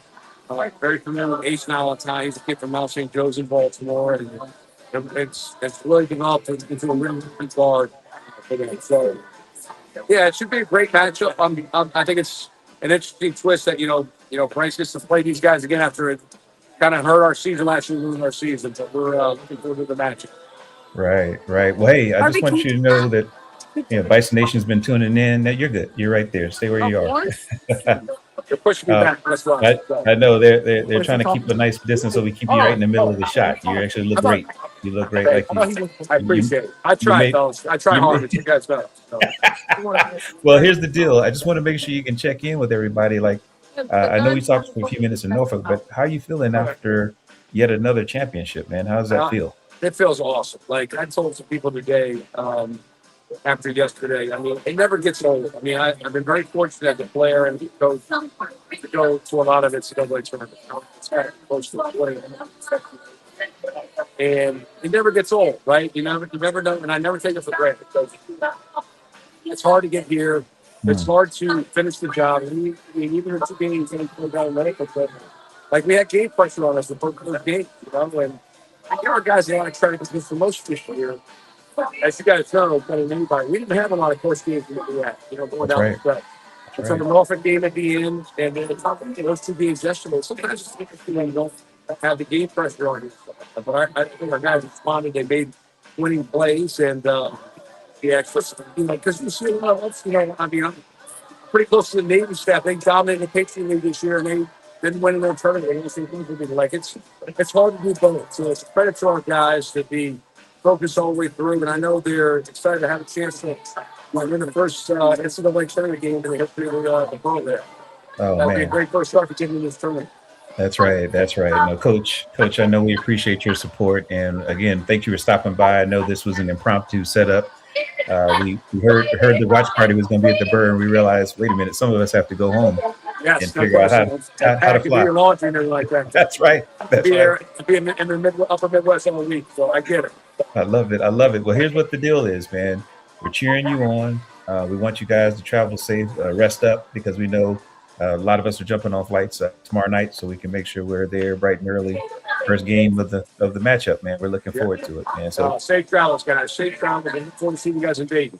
Absolutely. Take care, Coach. All right. Be well. You too. All right. Take care. Bye. Congrats, man. Oh, there we go. Can you hear me, Travell? Hey, Travell Bryson, man. This is Be Smooth with Bryson Brothers. You came on the show last summer, and we got a chance to meet you before you really got a chance to get going with the team. Now it's been a year, an amazing year. We wanted to check in, and we got a few fans watching in on the watch party here. How you feeling after the win on Saturday, man? Well,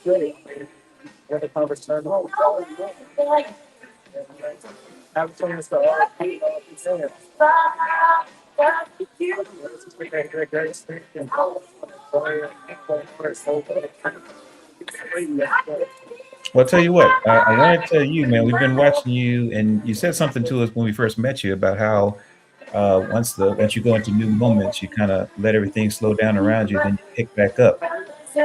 We saw that. How do you feel at the end of the season? Do you feel like at this level you're starting to feel like you're bringing your full game to the court?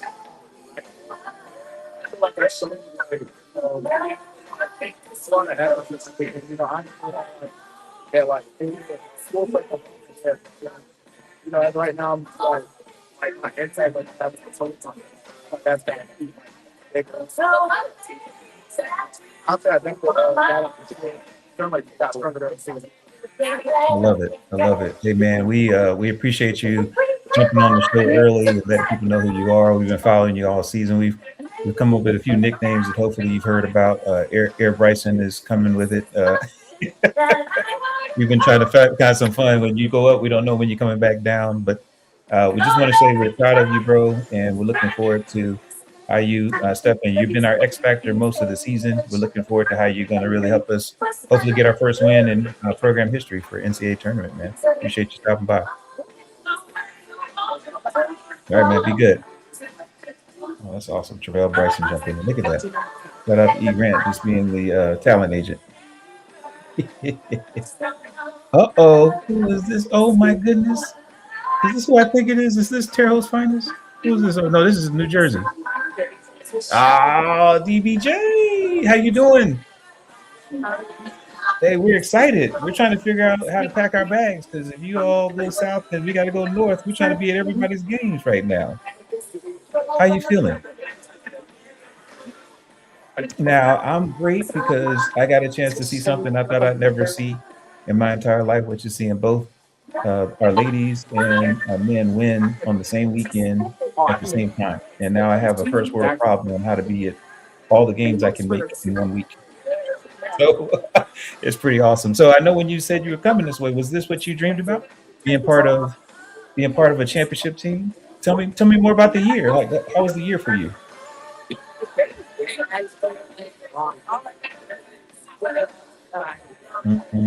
Amen.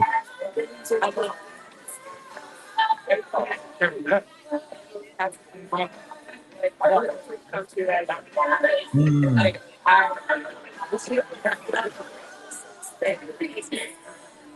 Well, here's the deal.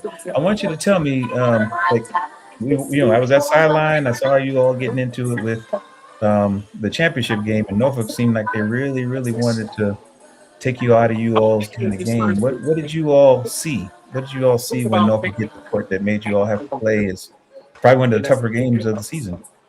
Like,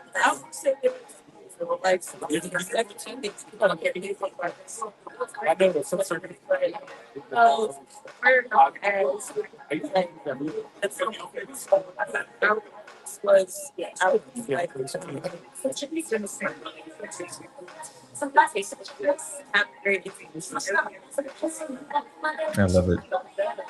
Oh yes, sir. Dubs are in the chat officially. Dubs are in the chat, and I know we saw you're out for a little bit this season. So how you feeling? You feeling good? No.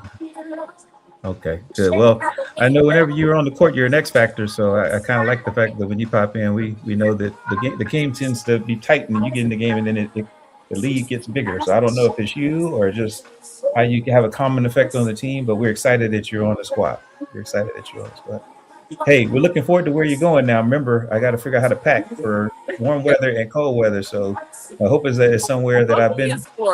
I'm looking for warm. I'm looking for warm. But hey, you all have fun. We're looking forward to the next few minutes here where we find out where you guys are going to be. Thanks for stopping by. All right. We talk to you soon. Okay. Take care.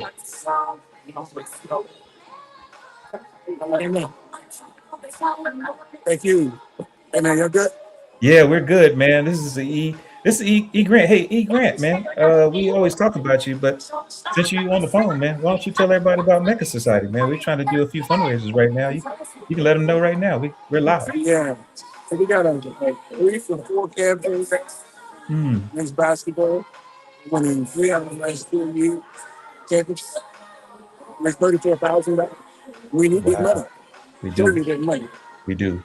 And then there's one for the ladies that you guys kind of playing. 21 for 21, 26? 26 for 26. 26 for 26. Yeah. $26,000 for the ladies basketball. So the bottom line is with the next society, we need to have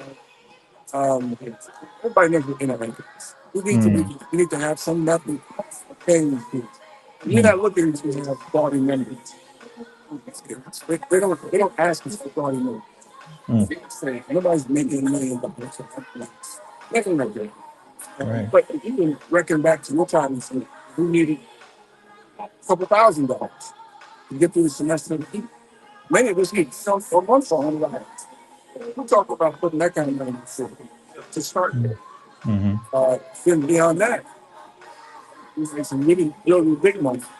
But the trick for us is that we're actually in the problem. So that we're not paying kids to come out, we're paying kids to engage in social justice. We want our collective to make a difference. That's our aim. I love that. Playing partners, men's basketball team is doing for this team. The women's team and the women in sport. We're gonna make it good. That's what I think is truth and service, right? That's it. Truth and service. Leadership through truth and service. I love it. I love it. Hey, Eric, man, I work with you really closely on a lot of these projects, and I just want people to know that it's Howard folks behind this movement in a way that we are translating leadership through truth and service to actually extend from our academics and other things we do to athletics. And so this is the full circle moment that we want everybody to tune into. So E, I appreciate you being there, man. Looking forward to seeing you on the road. We might have to split up and figure out where to go, depending on where they ask us to go. I'm going to Basin in the morning. Okay. Okay. And then I'm not feeling lazy. When they play, I'm going there next. Right. Then when we get them all the balance, Yeah. I'm going to go this. Yeah. Yeah. I'm on the road for now until we don't win. So we get to the final. Well, the good news is we're on a similar path. I'm flying into Dayton tomorrow night, so we'd already booked those flights just in case. Now we know that they're in, and I'm trying to do the same thing. I'm just following the line, so it may be a zigzag. I want a zigzag. Yeah, I want to go Dayton. I want to go Dayton to wherever the ladies playing, to Baltimore to wherever the ladies playing, and we'll keep going until we run out of time and money. That's how it works. Get to the final four. Listen, man. Listen, I was telling somebody this last night. Just if you're listening to these guys right now, go try Yeah. and imagine having this conversation. But how would I then go with Right. in your final four? Right. Think about that. How wild would that be? Extremely. Listen, it don't take much. We had a team this year that was a giant on that side. Mm-hmm. Doesn't take a lot. Just support. And this would be next Saturday. My man. Hey, man, I appreciate you. Thanks for stopping by. Absolutely. Thanks for having the players come by. I know it's part of this whole thing is helpful when everybody knows the players. I think sometimes they don't get a chance to meet them and see that they're really Howard stock. They're Howard stock. So I'm glad that you got them on the show. And thanks for stopping by, too, bro. We're looking forward to seeing where the ladies are going to play. So we're going to give everybody a little bit of break here. I appreciate you all. And we'll come back as soon as the tip off the ladies show. Thank you, sir. Be well.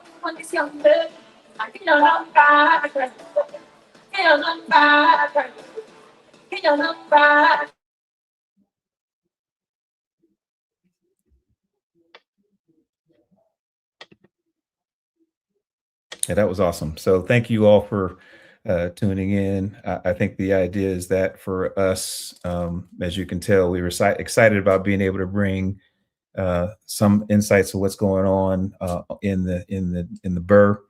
This watch party is, we got the first part done. We know that the men are going to be in Dayton, and they're going to have the first of the first four games on Tuesday evening. So we're looking forward to being able to be there for that. And as you can tell, we are absolutely awaiting in just 15 or so minutes or so. They're going to start the selection show for the ladies, and that's where we're going to find out where our bison are going to travel to and see how can we zigzag across the country, across the region.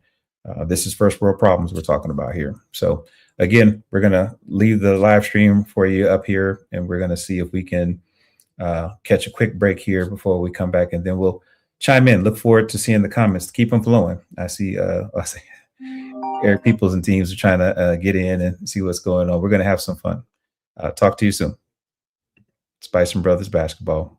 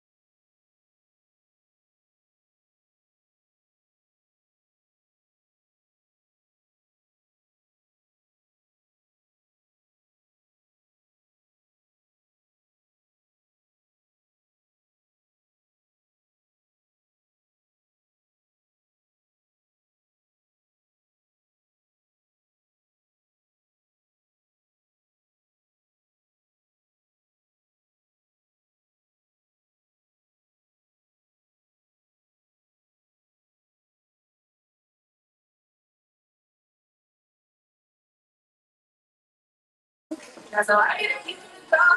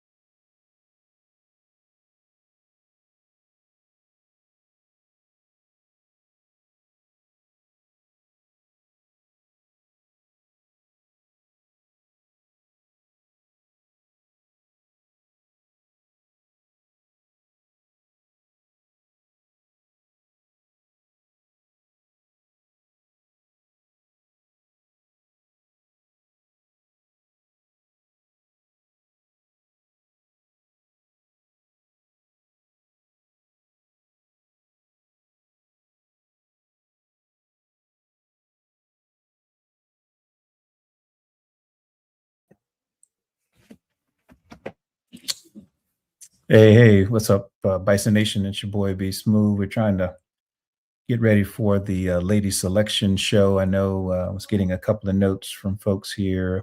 The sound quality may not be as good as we want it to be based on some of our production. So it was a hard time hearing it. My apologies. I know we've been trying to make sure we could get some folks to come by and stop by the cameras. It's again, it's an inside look. It's what's going on in Burr right now. I wanted to draw your attention, though, as we get ready to see where the ladies are going to be playing. I wanted to make sure that you all got a chance to see what we were just trying to explain over the line with Eric Grant, you know, the road to 26K. We, as Bison Brothers Basketball, have been working with both programs extensively. And as you know, we want to make sure that everybody has a chance to support. And so what I have on the screen now is the campaign to celebrate 26 wins, the most wins in program history. And we want to make sure that we can show that support to our Lady Bison. Coach Ty and her staff have done a wonderful job building a dynastic program. And this is one of those years you want to recognize. So our goal, and we're committed as Bison Brothers Basketball to ensure that we help achieve this target of 26,000 for the 26 wins that we had to achieve the championship here for the Mid-Eastern Athletic Conference. So have this up for you. We'll pop it up every now and then here, especially as we get into the next part of this program here. But just want to make sure I brought that attention to you. If you're following on social, you'll see this hit all the social channels today. It just activated today. So invite you to support. You know, we've already put a few dollars towards it because we put our money where our asks are. And so in about 10 minutes or less, we're going to hopefully start to see the ladies come in and start looking at where we're heading there. So I'm going to take a quick break, but I wanted to make sure we had this up for you to check out. So please look forward to your support of our Lady Bison, and let's see where the ladies are going to be playing here next week here with Bison Brothers Basketball.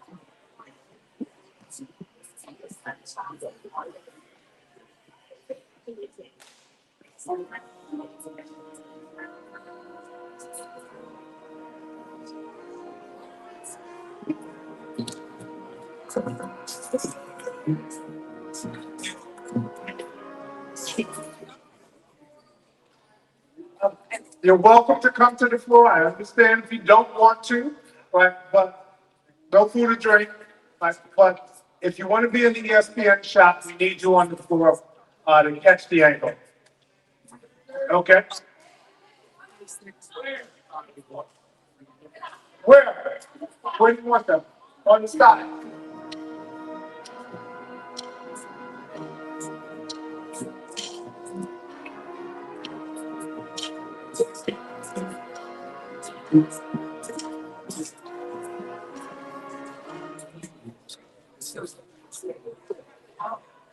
And cheers to all of the They like hardly talk about it. Your dog, right? He like overly. Oh, but he would have done nothing.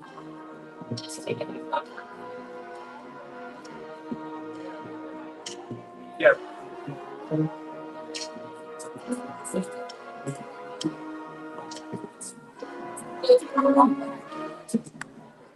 Okay, everybody, we're about to get started. You felt bad. Again, I want to thank everybody for coming. This is an historic evening for us. Now, when ESPN, this time we're going to be on ESPN Live when their announcement, the women's team is announced. Right, so I want a lot of energy in the building. We can stand and cheer. The band, you guys can start doing what you do. But it's this will be a really great moment for television. It's a really great moment for Howard University. Yeah, yeah. We're ready for the women to come in.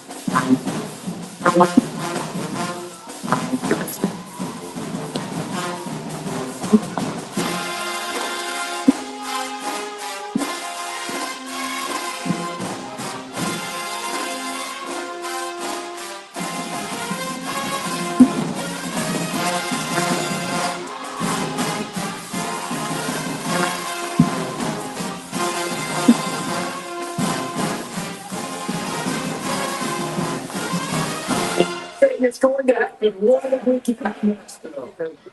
welcome to the NCAA Women's Selection Center. Here we go. And by everyone.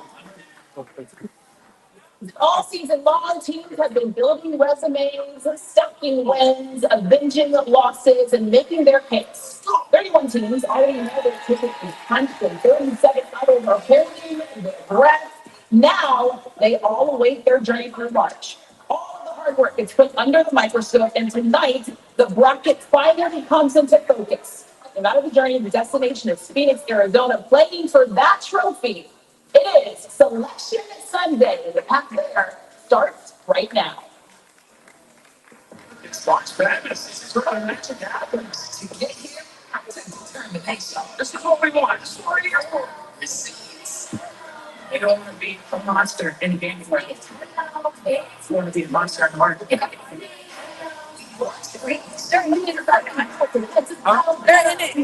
Hey, we are back. As you can tell, the show has just started. The band is picking up a little bit. Let's tune in. Let's see where we're heading. Okay? Welcome to the watch party.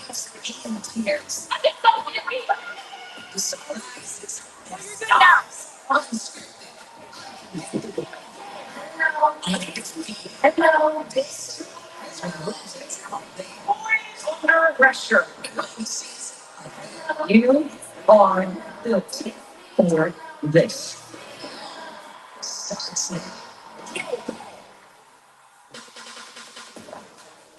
As that teams are holding their breath, some are gathered, awaiting to hear their names called. Of course, we'll see some familiar faces and others making program history tonight as their tickets are punched.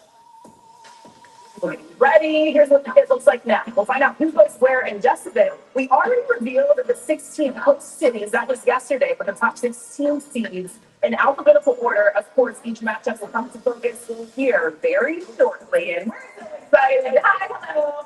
Christine Williamson alongside Andrea Carter, a three-time NCAA tournament appearance player. Pulling out numbers, yeah, that's great. Three-time Final Four appearance. Actually, yeah, we're leveling up. Yes, I'm leveling up. It's a part of the UConn team that won the first ever national championship in Connecticut. Yes, yeah, there we go. Yes, not ever. Today, and Charlie Cooper has been covering the bracket for 23 seasons. So we're very excited about having all of you guys here today. Rebecca, when you think about the storylines leading into March, what do you think stands out the most? I don't know if it's because I have college age kids, but for me, this is the last dance for some players. It feels like we've watched grow up, in particular players who have been around for 5 years, who have faced adversity. I'm thinking Azzi Fudd, Raven Johnson, Olivia Miles, Rory Harmon, and then players who've had success from their freshman year on, Lauren Best, Flau'jae Johnson. This is their last one. I'm going to enjoy the heck out of watching them. It's good to be back with over the 365 days of the last year. We have witnessed, honestly, the level of competition rise. Powerhouses have reloaded. Look no further than last year's Final Four. UConn walked away with rings, but South Carolina, Texas, UCLA, those are teams with new additions that have improved. I'm interested always as an analyst, each team's individual path. As a former Lady Vol, I'm particularly interested in Tennessee's path. Tennessee is a team that struggled to end the regular season. They lost 10 of their last 12. They lost 7 straight. I'm interested to see Tennessee in particular, but will other teams get some life from seeing their matchups and their path to the Final Four? And as a bracketologist, I focus on those top seeds. So I'm really curious. We've been talking about it already. Who is number one overall? Is it UConn? Is it UCLA? Yeah. Conference championships certainly added a dramatic effect as we look forward to the number one overall seeds. So where teams will land tonight, we're moments away from knowing the 16-8 teams that still have a national title aspiration. Before that, the tournament goes through Fort Worth and Sacramento for regionals, and the last 4 standing will meet in Phoenix, Arizona. The semis, April 3rd on ESPN, and the champions and crowns 3 weeks from today on ABC. A lot of basketball being played before then, and we begin finding out those matchups right now. Seed is the UConn Huskies making their 37th NCAA appearance, all consecutive, of course. Today, what stands out to you about what UConn was able to do this season? UConn women's basketball is not simply excellent, they are the standard. They're led by the sharpest shooter in Azzi Fudd and the most versatile player, Sarah Strong, Big East Player of the Year. UConn hasn't just rolled, they've steamrolled average margin of victory, 38 points per game. They will be taking on the UTSA Roadrunners in this matchup, their 3rd NCAA tournament appearance. And look at them! They're in San Antonio. They got the cheerleaders there. They're shocked. Very excited. The number one overall seed in UConn. 58 points per game this season. They're giving your opponents 58 points per game this season. You know I love a defensive team. We know that, sis. All right, let's look at the 8 seed here. That goes to the Iowa State Cyclone. Rebecca, surprised? No, and I'm really excited to see Audie Crooks. This is a young woman who is 2nd in the nation in scoring, 2nd in the nation in field goal percentage. Addie Brown missed 11 games in the middle of the season. She's very important to them. How about Jada Williams running the point this year, 3rd in assists per game? All right, they will be taking on a 9th seed in the Syracuse Orange, making their 14th NCAA tournament appearance, the 2nd in the last 3 seasons, and they are high. They're doing TikTok dances and stuff. I love that one. Get your dance on. They're very excited about that. All right, next up. The 4 seed, UNC, the North Carolina Tar Heels, their 33rd NCAA tournament appearance. They're excited. They got their pom-poms waving. They're kind of expected this one. And they'll be taking on a 13 seed in Western Illinois. It's their third NCAA tournament appearance. Their first since 2017. So it's been a minute since they've been here. There they are. Mike, that's energy right there. Oh, 26 wins this season, tied for the most in program history. I'm here for it, and I'm here for the energy. all right. Next up, we have a 5 seed. The Maryland Terrapins. Charlie. The Terps kind of struggled a little bit down the stretch. Injuries made their depth a little bit of a problem, but this is a chance to reset. They wanted to be in that top 16, didn't quite get there, but they're going to have to go on the road and do some damage. I love that Maryland always has the trophies lined up. You got it out of here. I'm telling you, up to Breeze always goes the hardest right in the center. We love it. That's perfect. All right. The 12 seed that we're facing is the Murray State Racers for their third NCAA tournament appearance, their second straight. They might be a little delayed here. I know they're very excited. It's coming. They're holding their breath. We have nerves and we have nerves. Exactly. They had a program record 31 wins this season, tied for the most by an NBC team all time. So we'll see their excitement a little bit later. All right, let's take a look at the 3 seed. That goes to the Ohio State Buckeyes, their 30th NCAA tournament appearance. Oh, they're excited. They're hyped. What a stellar year for Jelani Cambridge, walking 20 points per game. And they'll be taking on a 14 seed in Howell for their second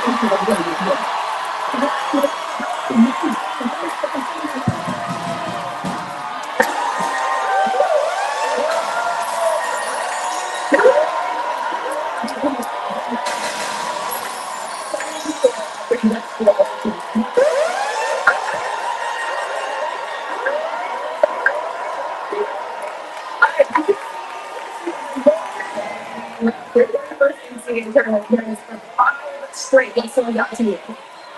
Notre Dame finishes season strong. They're the big news in life. But you see some player there. Come on. She gets after it.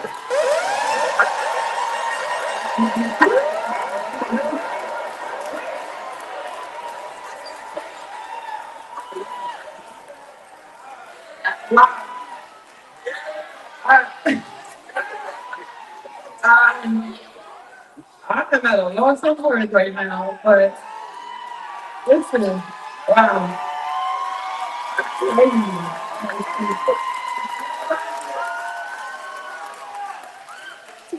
So, yes, let's go. I can't say the other word, but let's go. You know what's in between. I want to thank everybody that's here today. Wow. First, shout out to my team. Shout out to y'all, man. Y'all did that big thing. To my staff, amazing job. Like, I love y'all, man. KB and the fellas, crazy season. Congratulations. Amazing. I'm happy, y'all. I'm excited. I wasn't expecting that. We were going back and forth with the bracketology, thinking we were going to be a playing game, a 16 seed, and we number 14, y'all. So if y'all can support in any way, watch the game. If you can't get out, where we go? What region is that again? Ohio. Get out to Ohio if you can. We appreciate it. If you can't watch the game, tune in, log in, stay locked in with us. We appreciate everybody this year that supported us. Thank you so much. Go Bison.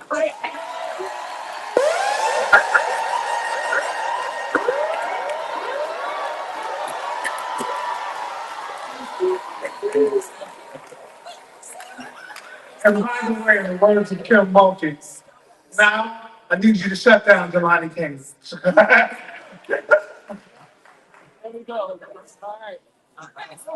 Okay, so thank you everybody for coming. You can stay as long as you want for the rest of the show. But I think thank you again for all your support. Men, women, unbelievable, historic year.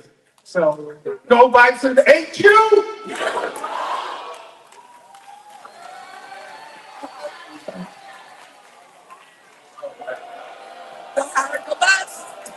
All right, we got You're so right.